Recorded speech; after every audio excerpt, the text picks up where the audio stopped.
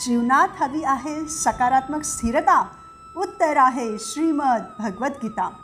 भगवान श्रीकृष्ण आणि अर्जुनामध्ये झालेला संवाद, तसेच भगवंतांनी भक्तांना दिलेली प्रेमाची हाक म्हणजे श्रीमद भगवद्गीता.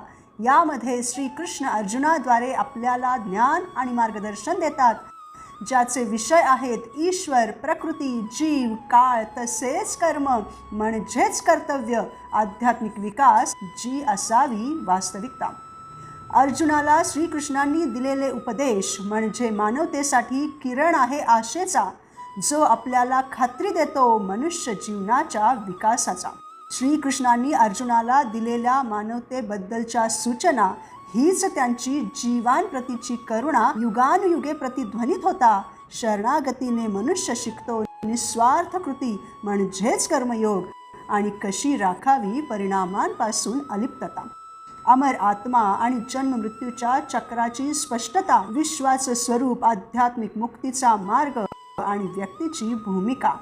कृष्ण सांगतात, सोडून दे तुझी अस्वस्थता, क्रोध आणि द्वेषानं न लढता कर्तव्य कर आणि सांभाळ तुझी अस्मिता.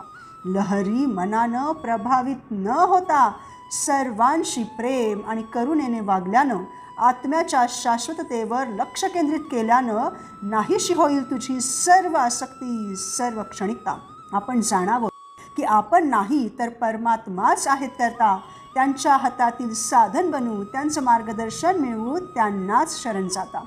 श्रीमद भगवद्गीता शिकवते भक्ती, श्रद्धा आणि परमेश्वराला शरण जाण्याची महत्ता, जी आहे आपल्या सर्वांना कर्तव्य दक्ष, उद्देशपूर्ण आणि आध्यात्मिक विकासाच्या जीवनाकडे नेणारी मनुष्य जीवनाची मार्गदर्शिका.